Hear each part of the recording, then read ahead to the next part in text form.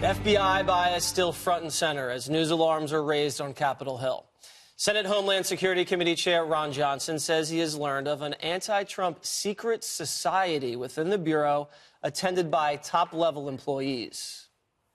I have heard, from somebody who has talked to our committee that there is a group of individuals within the FBI that were holding secret off-site meetings. Is that half a dozen?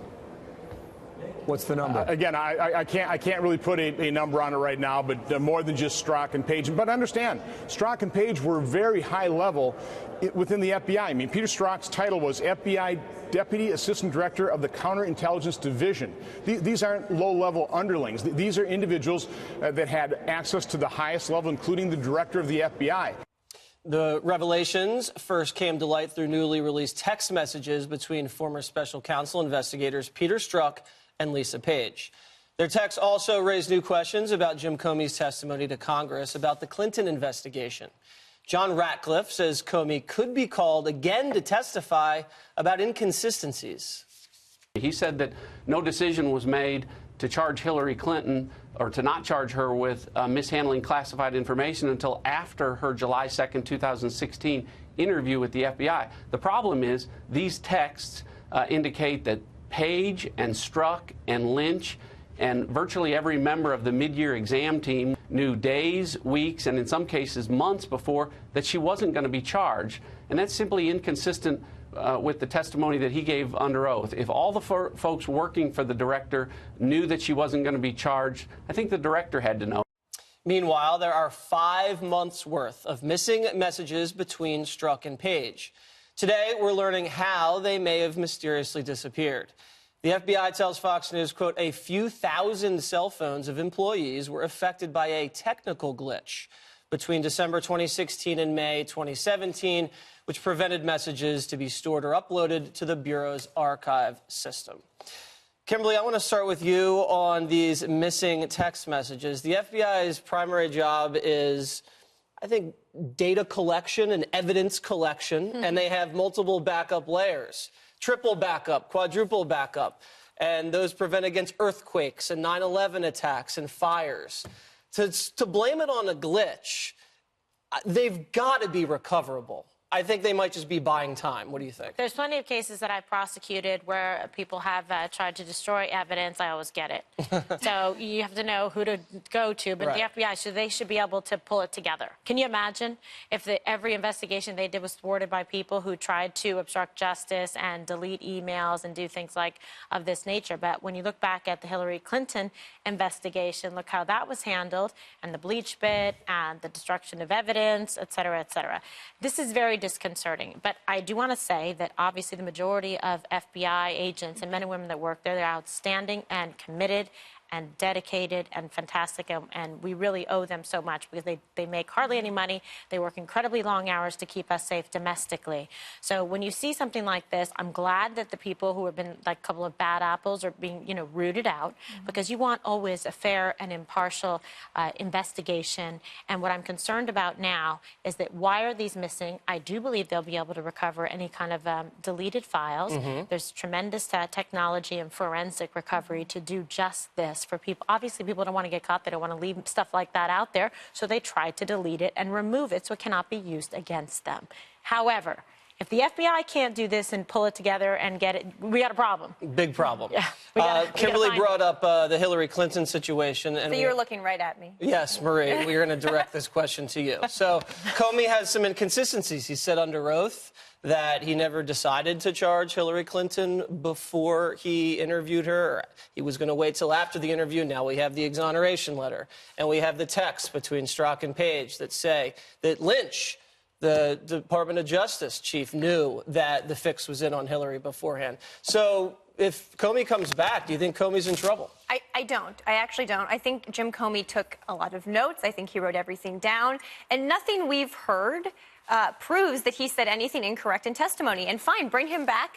But look, I think... Then how do you explain the exoneration letter? I think, well, there are a number of good explanations, including the fact that he may have also written in a letter that wasn't exonerating her. Oh, have we seen that one? Well, people who are trying to go after Jim Comey haven't leaked Maybe that. they missed. And maybe they misplaced that letter too. Maybe there's a partisan reason that hasn't been leaked. If you ever thought of that? No, I have not. Well, but thank you for bringing it to my attention. But I think here's the thing. I agree that these were bad apples. As soon as Bob Mueller learned of these text messages, he fired them from the investigation. What I don't like is extrapolating from these texts, which we don't know the whole story. I think Strzok and Lisa Page need to answer questions, but extrapolating from these text messages to then somehow the entire Mueller investigation not being credible. I'm not saying everyone's making that leap, but some people are, and I don't think that that's fair to the patriotic FBI agents who are still working on it. Okay, I see the point, but where are the text messages? It's very suspicious. Dana, I know you've been a little hesitant to convict much more than I have, but we always talk about police officers, and if a police officer is a racist guy, he's a white cop, he's racist, doesn't like black people, and he's out there patrolling a all-black neighborhood. We always say, you know what, that's troubling. You don't want to have bad apples, bad cops patrolling that kind of beat. Right here, you have Trump-hating FBI agents policing the Trump investigation. Doesn't that show bias, and shouldn't that kind of raise a lot of questions about the investigation? From what we know, basically what Marie just said is that as soon as Mueller finds out, takes over the investigation, finds out about them, he fires. But was the damage already done at that point? I don't know. Because they've still been in the FBI. They're not fired. Okay, look, I get it. I don't know. And truthfully, nobody knows. Maybe the members on the Hill know, but they're not being forthcoming either. They're saying, like, well, we're going to, give you a little taste of it. We're going to basically try to destroy the reputation of the FBI and piece by piece so that we can defend against these allegations of collusion, which in the text messages that actually do exist, Peter Strzok says, there's no there. So in some ways, the Republicans should say, oh, I like that text message. I don't like that text message. And if you remember, if you go back to when Comey was when he announced that he was not going to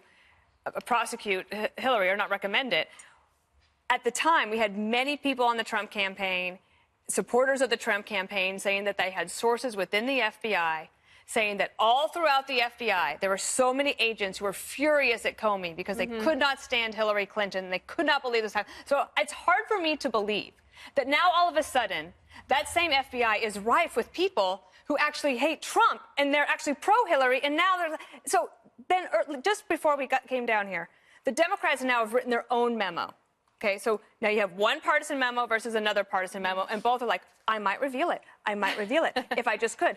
President Trump could reveal them if he wanted to. I think it's a mistake to go down this road. If they release those memos, they must release the underlying applications that go with them, because the FISA warrants that come forward out of that produce the wiretaps that get the information, if they don't have anything to do with that period that you're talking about, then you have a much bigger problem on your hands. So I think it's better for everybody to just stop right now and let them all do their jobs. Let the committee do their job, let Mueller do their job, and then we can have a conversation. She's talking to you, Jesse. Maybe those agents weren't in the secret society. Maybe that's why it's a secret society. Oh, don't you remember that, though? How many people came on Fox News and they said, all these people within the FBI, they're furious with James Comey. Maybe they didn't know the secret handshake. But here's the thing. There's a difference between management and field officers. The field officers are the ones who do the hard work, and management, for the most part, are separate. So one thing is made clear to me in talking to FBI agents, they're not management because they're better. They're management because they chose that career path. I'm going to go to Washington, be a manager,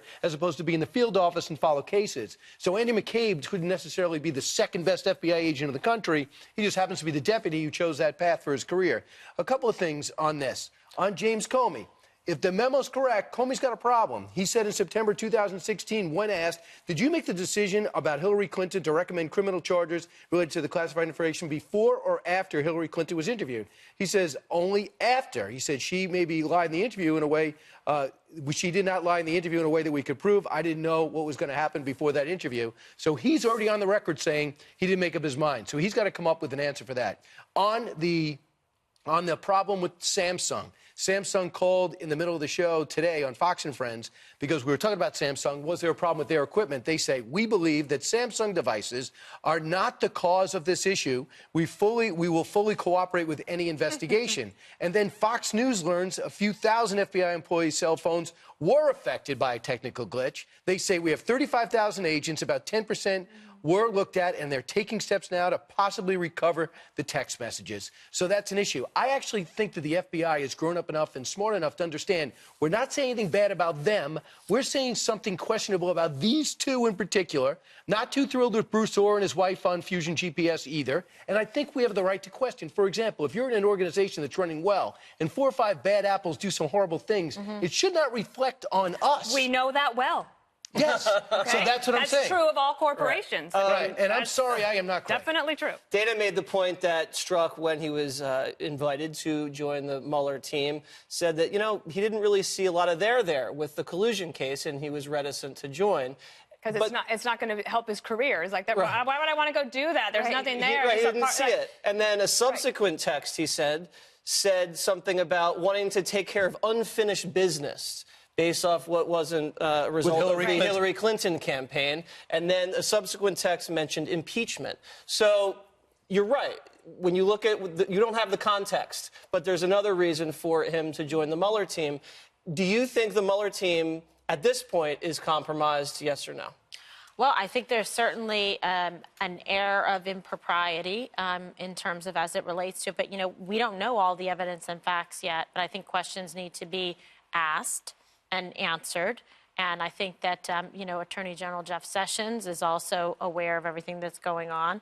And so and we're going to have to find out. I mean, there's enough Sessions there allowed to get involved, or has he recused himself? No, but that's what I think. I mean, I think that this is amazing. So we had this whole fight between President Trump and Jeff Sessions. Sessions not fighting very much about his decision to recuse himself. And then you have the Attorney General making direction to the FBI about this case regarding these text messages, which should be done by the deputy. It's bizarre to me. It just doesn't seem very clean. But he's making public statements about it, and which is... Yeah.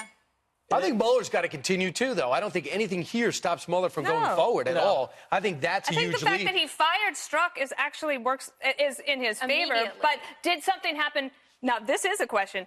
Whether Strzok, when he talked to Flynn, was that inappropriate? Did something inappropriate happen there initially, which then led to what we have now, which is a guilty plea? So, in other words, unmasked to know what Flynn actually said to set him up with a question that he knew he would answer. We do know that if text came out and there were Trump-loving FBI agents saying, "Make America great again," we have to prevent Hillary from becoming president. I bet they're missing 50,000. I think, who knows? I think they're left to be singing a different story. All right.